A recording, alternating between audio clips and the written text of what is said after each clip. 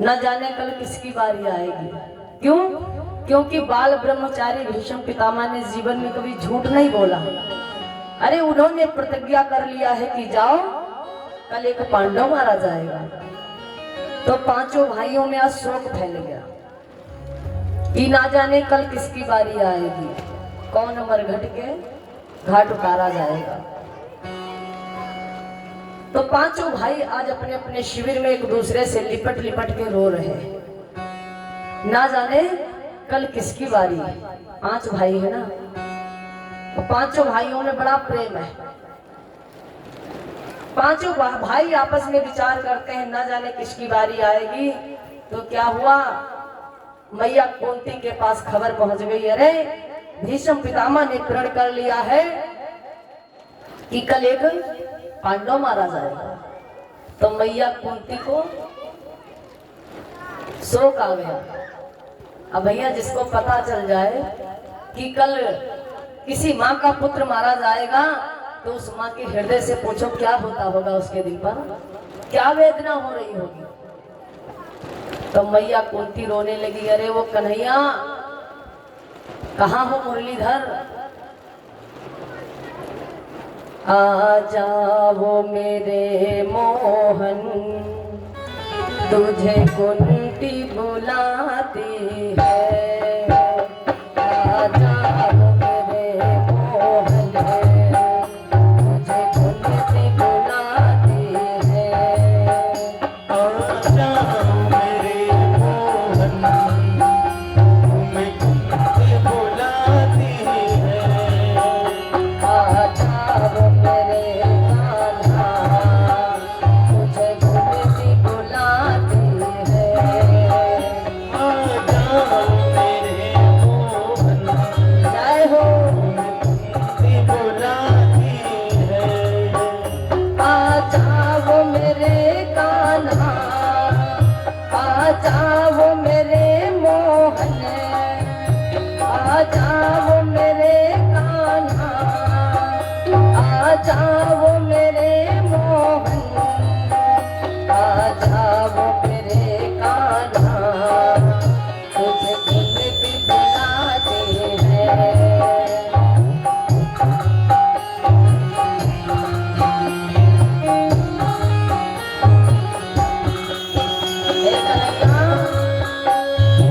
अब मेरी सहायता करने वाला कोई नहीं है। अरे उन्होंने प्रतिज्ञा कर लिया है, जिन्होंने जीवन में कभी झूठ नहीं बोला है। तो क्या कहती है, ना कोई सहारा है, ना कोई मेरा है।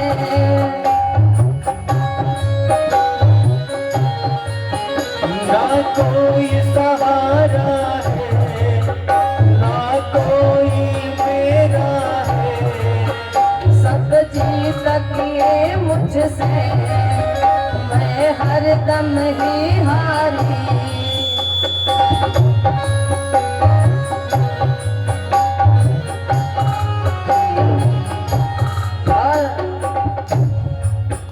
नई रीत चला कर तुम, रीति अमर कर दो। नई रीत चला कर तुम, रीति अमर कर दो। आ जाओ मेरे कान्हा, मुझे कुंती बुलाती है। आ जाओ मेरे लाला, तुझे कुंती बुलाती है। आज मैया कुंती रोने लगी, अरे वो कन्हैया कहाँ हो, आ जाओ, अब मेरा कोई सहारा नहीं है, तुम्हारे सिवा मेरा संसार में कोई नहीं है। अरे उन्होंने प्रतिज्ञा कर लिया है, जिन्होंने जीवन में कभी झूठ नहीं बोला। अरे वो बाल ब्रह्मचारी हैं, उनकी प्रतिज्ञा कभी झूठी नहीं हो सकती। करुण पुकार पहुंची है भगवान कन्हैया के पास। अरे मुझको तो मेरी बुआ बुला रही है। तो क्या था, प्रभु मैया लक्ष्मी के साथ चौरस खेल रहे थे। खेल खेल रहे थे, पुकार पहुंची कन्हैया के पास।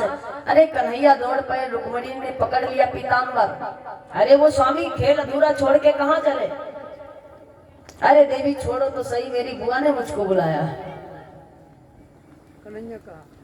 कन्हैया ने कहा अरे छोड़ो, मेरी बुआ ने मुझे बुलाया है। आज मेरी बुआ को संकट आ गया। तो कहा क्या बात है, बताओ तो महाराज। अरे बताऊं क्या, तुम भोजन की व्यवस्था करके आती रहना, पीछे से हम चल रहे हैं। भगवान फटाक से पहुंच गए। और देखा होगा ना, मंदिरों में आप सभी भक्त जाते हैं कि उसमें जो मूर्तियां होती ना, तो हर एक देवता की मूर्ति हम देखते हैं बैठे हुए। माँ शेरा वाली शेर पे बैठे, भोले बाबा समाधि में बैठे, सारे देवता बैठे हुए हैं, लेकिन हमारे कन्हैया ठाकुर श्याम सुंदर तत्पर तैयार खड़े हैं। क्यों खड़े हैं? देखा होगा ना, कन्हैया की मूर्ति कहीं बैठे नहीं पाए होंगे आप लोग कि देखा? नहीं देखा। देखा है एक मूर्ति, ये हमारे ठाकुर जी, वो भी बैठे नहीं है, घुटमन घुटमन चल रहे हैं। ये भी छोटे हैं तब चल रहे हैं, एक जगह तब भी नहीं बैठ रहे हैं। देखो क्या बात है। तो ये कन्हैया तत्पर तैयार है, ना जाने कौन सा भक्त हमारा कब बुला ले। अरे जब तक हम बैठे हैं और खड़े होंगे तब तक तो हम वहां पहुंच जाएंगे, तो इसलिए प्रभु तैयार है। अरे मेरा भक्त मुझको बुलाए और मैं दौड़ा चला जाऊं। तो आज कन्हैया कुंती के पास आ गया। कहो बुआ क्या बात है? अरे लाला सुना नहीं, उन्होंने प्रतिज्ञा कर लिया है जिन्होंने जीवन में झूठ नहीं बोला। कन्हैया ने कहा बुआ चिंता मत करो, मौत का समय जो निश्चित है वो उसी समय पर आएगी, वो उसी समय पर आएगी, वो उसी समय पर आएगी।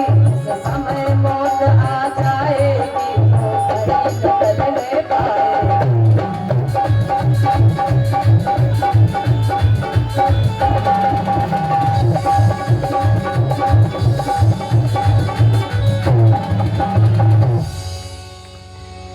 कन्हैया ने कहा बुआ ये कैसे तुमने समझ लिया कि कल तुम्हारा एक बेटा मार दिया जाए? किसने कहा? कुंती ने कहा ना कि उन्होंने कभी झूठ नहीं बोला। अरे किसने? अरे वो बाल ब्रह्मचारी, नाम तो नहीं ले सकती ना। कन्हैया ने कहा, कन्हैया को ही अंदर से मानो पसीना निकला। अरे भीष्म पितामह की प्रतिज्ञा कोई नहीं टाल सकता, लेकिन प्रभु वो अंदर उसको बर्दाश्त कर रहे हैं, ऊपर से कुंती को नहीं दिखा रहे हैं। समझ रहे हैं ना? अगर मैं दुखी हो जाऊंगा, सामने मैं इजहार कर दूंगा तो कुंती को और शोक बढ़ जाएगा। तो कन्हैया कहते हैं अरे बुआ मौत का समय जो निश्चित है वो उसी समय पे आएगी, और जिस समय मौत आ जाएगी वो घड़ी न टलने पाएगी। चिंता मत करो बुआ, जब समय होगा ना मौत का तभी आएगी। और कहते हैं ना हमारे प्रभु ऐसे उदार हैं कि भक्तों के कारण अपना नियम बदल देते हैं। प्रबल प्रेम के पाले पड़ के प्रभु को नियम बदलते देखा, उनका मान भले टल जाए पर भक्त का न मान टलते देखा। ऐसे है प्रभु। आज प्रभु वहां से मैया को समझा बुझा करके पांडवों के पास पहुंच गए। क्या देखा? पांचों भाई आपस में लिपट लिपट के ऐसे रो रहे हैं मानो संसार समाप्त हो गया। कन्हैया पहुंचे, क्या बात है? अरे पांडव क्यों रो रहे हो?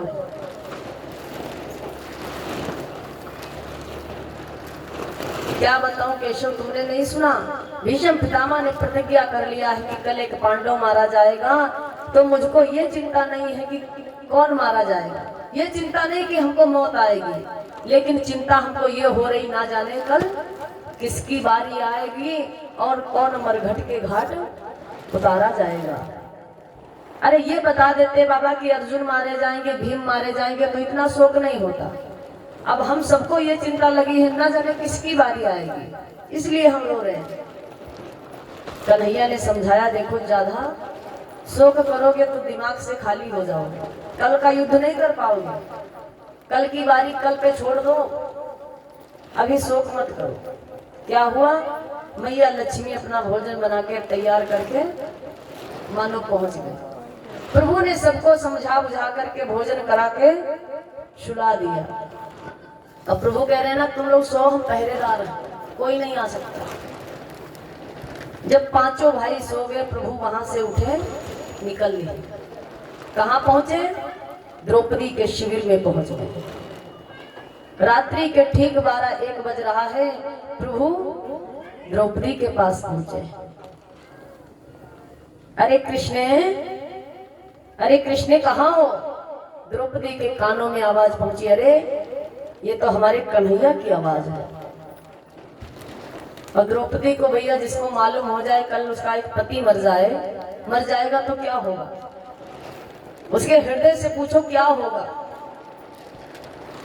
तो कुंती भी शोक में बैठी थी। कन्हैया ने जैसे ही आवाज दिया, अरे कृष्ण, द्रौपदी उठकर फटाक से आई। कहो कन्हैया, अरे तुम रात्रि में आए, आना था तो सूर्य अस्त होने से पहले आ जाते।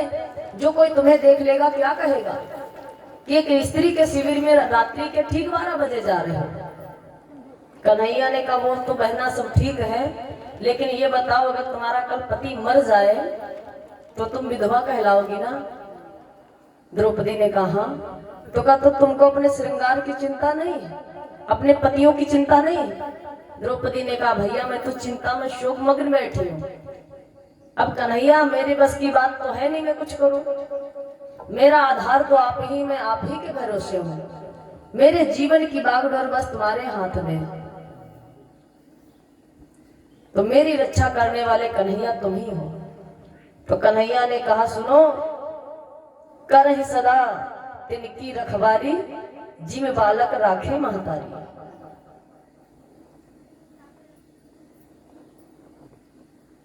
कन्हैया की रखवाली कौन करता था? मैया। और कन्हैया किसकी रखवाली करते हैं? पूरे संसार की।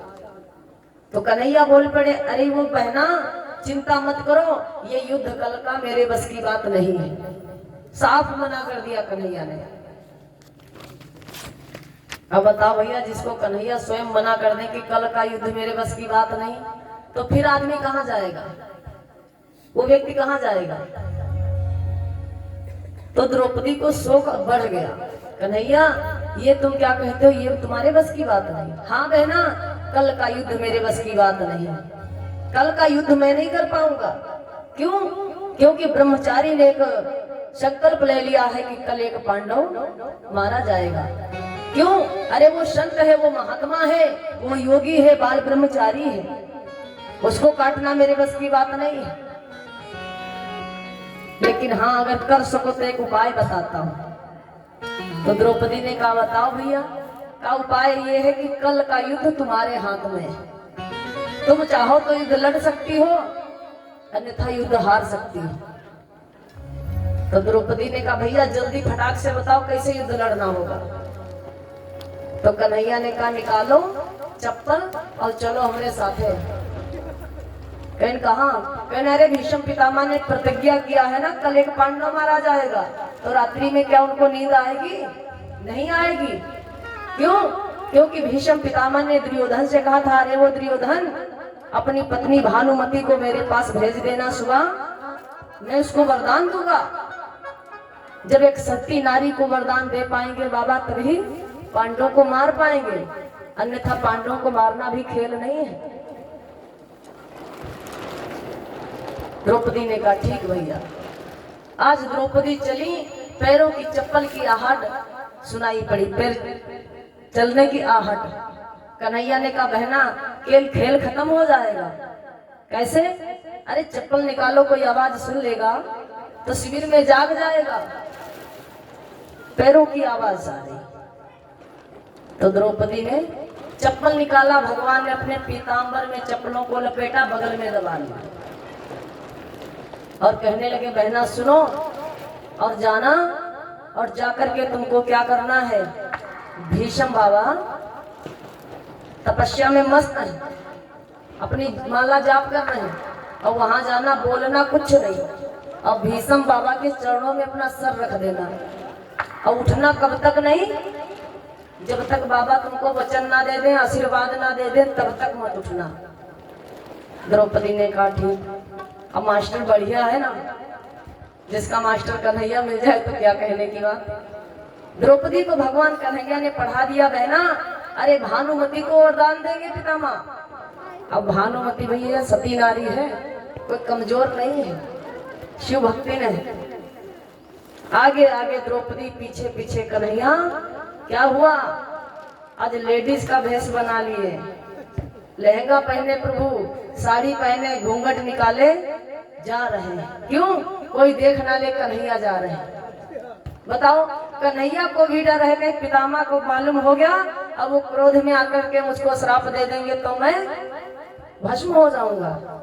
तो इसलिए कन्हैया घूंघट निकाले और द्रौपदी की चप्पलों को बगल में दबाए। आगे आगे द्रौपदी, पीछे पीछे कन्हैया। कहाँ पहुंचे, बाबा के शिविर में पहुंच गए। जैसे ही दोनों शिविर में पहुंचे हैं तो क्या हुआ, बाबा तपस्या में मस्त, समाधि में माला जाप चल रही। और द्रौपदी जब पहुंची शिविर में तो कन्हैया ने कहा बहना सुनो। कहा भैया बताओ। कहा अंदर जाना, बाबा के चरणों में अपना सर रख देना, जब वचन दे दे तभी उठना, उनसे पहले नहीं उठना। और उस ध्यान रहे, बाबा अगर पूछे तुम्हारे साथ में कौन आया है तो ये मत बताना कि मैं आया हूं। द्रौपदी ने कहा फिर क्या बताऊंगी। कहा कह देना मेरी सखी आई है। द्रौपदी ने कहा ठीक कन्हैया। द्रौपदी बाबा के शिविर में पहुंची, जाकर के अपना सर बाबा के चरणों में रख दिया, भीष्म पितामह के चरणों में रख दिया। भीष्म पितामह ने नहीं समझा कि भानुमति आई है। भीष्म पितामह ने समझा भानुमति को आई होगी, मैंने दुर्योधन से कहा था भेज देना, आशीर्वाद दूंगा उसको। तो बाबा ने नहीं समझा और क्या हुआ, आशीर्वाद दे दिया। बाबा ने आशीर्वाद दिया द्रौपदी को, सौभाग्यवती भव तू बेटी, सिंदूर से मांग न काली हो, सिंदूर से मांग न काली हो, सिंदूर से मांग न काली हो, पतियों का बाल न बांका हो, तुम सपूतों वाली हो।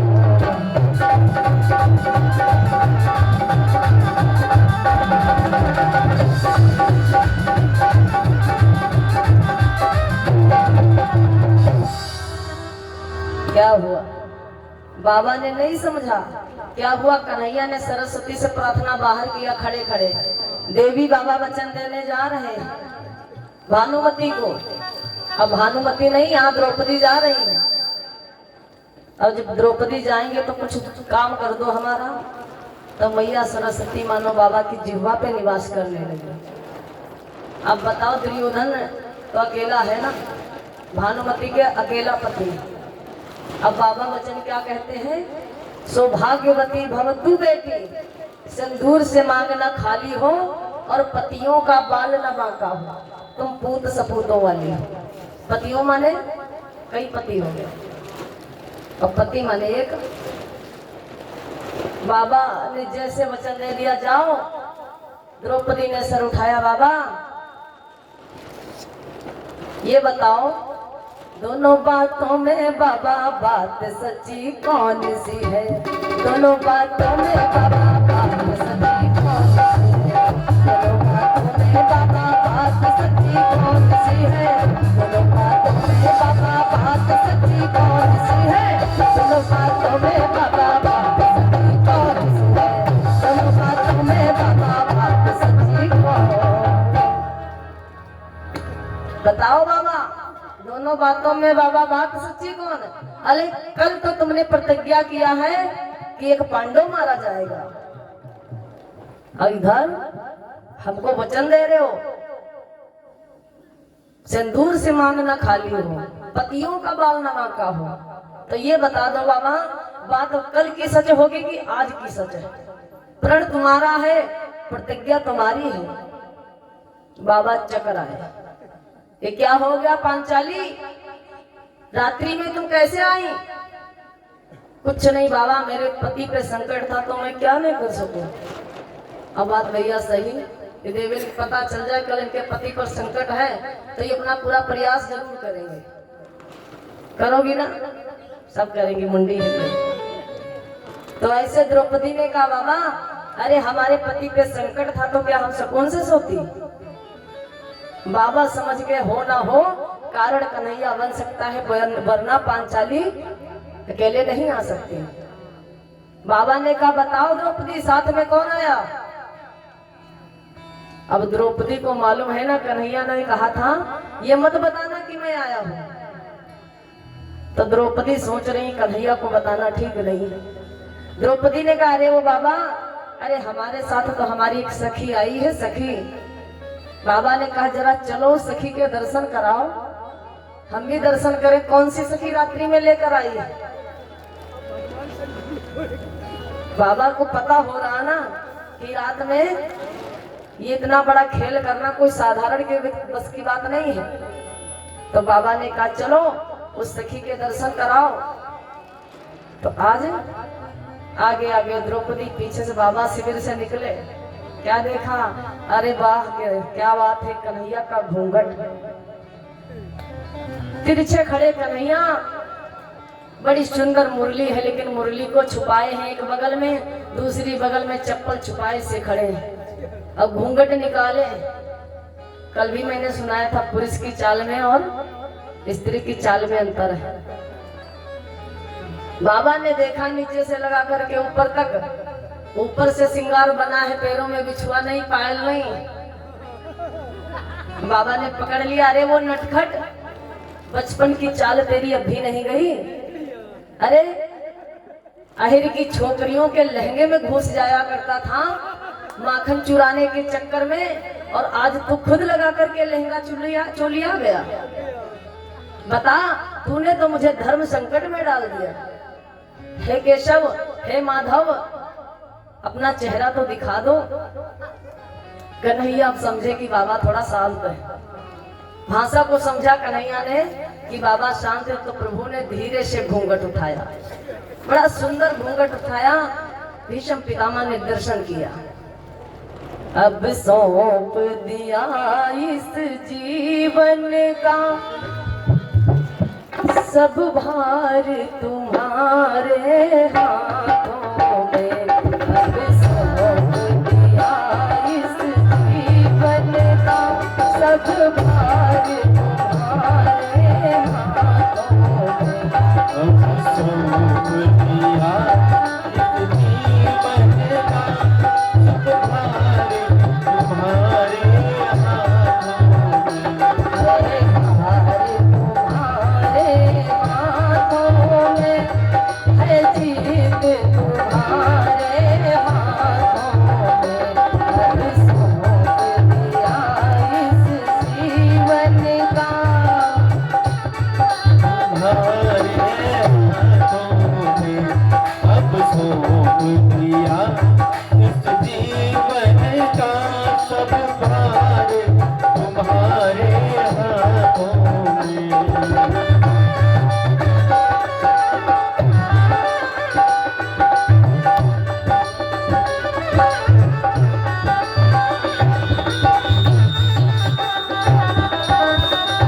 और क्या कहती है?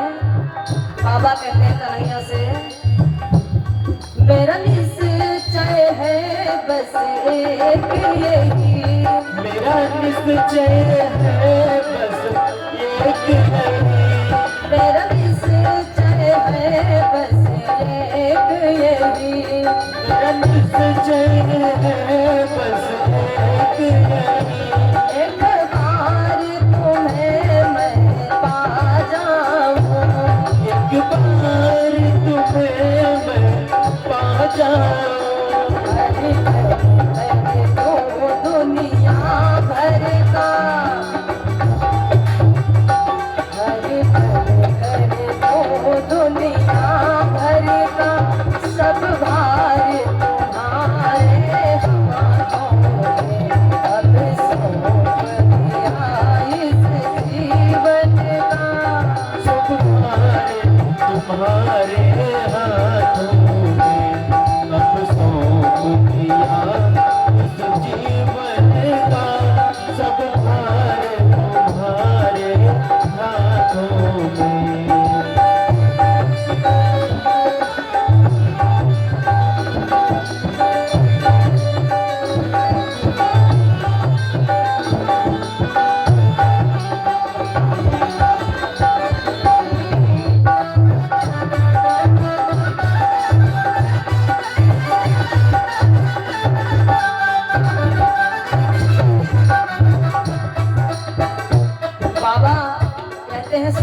दिया इस जीवन का सब भार तुम्हारे हाथों में है, हार तुम्हारे हाथों में, अब जीत तुम्हारे हाथों में। तो बाबा कह रहे हैं कन्हैया, अब सौंप दिया इस जीवन का सब भार तुम्हारे हाथों में, अब सौंप दिया इस जीवन का।